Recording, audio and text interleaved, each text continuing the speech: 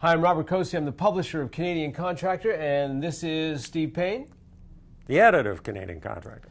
What we want to do in the next couple of videos is we want to talk to you about organizational charts and job descriptions. Now, that sounds pretty boring. Sounds pretty corporate.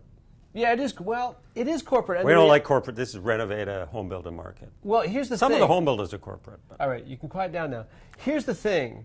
We want to be able to bring your relatively no offense, but relatively disorganized organization, which is really based on communication and personality, bring it into the realm of corporate structure, because that corporate structure has a reason, and it's important for you to begin to applying the rules of corporate structural organization into your company while it's still small, because that's when you can begin to work it into a situation where you'll be able ultimately to step away from your business and let your business run itself. For most of you, you pull yourself out of the business collapses because you're doing so many of all the little things that need to be done at every level of the organization. You're selling, you're estimating, you're on site, occasionally you're driving a nail. We want to be able to extract you from that process.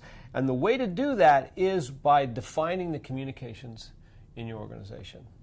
Would you agree with me? We'll start there. I'm down here somewhere in our organizational chart. Yeah, and Rob is up here. No, you're actually down. All right. Okay. So what we're going to do is we're going to take a little look at this, and I'm going to refer to one of our next level contractors who we had an opportunity to talk to about his organization. Now, he's a very personable guy. You know him. And he loves to be on site. He loves to sell. He loves to work with the people inside his office. The problem was that whenever there was a problem, because he was so personable and so easy to get a hold of, the guy on the site, the guy in the office, the guy selling, they would all come to him to solve their problems. That's why I'm very unpersonable and hard to get a hold of. Well, because I want to solve that problem. Well, the reality is you take it to the extreme, but it's extremely important to be able to separate yourself from some of the things that happen when communication is so loose that you end up being the go-to guy for everything. Let's call him JD, okay? And then below there is, or should be, a GM. Now, he had a GM in his organizational chart, but this guy left. So as a result, and he didn't pick up a new GM because people began to go to him and ask him questions and ask for the solutions to their problems. And as a result, he became the GM, but he was also the sales guy. And so now he had two very important roles. He was selling and he was the owner, okay? When the GM left, all of the people in this part of the organization began to communicate directly with him, sucked up all his time. Sales faltered because he couldn't take care of his sales and his estimating responsibilities. And the system began to run down.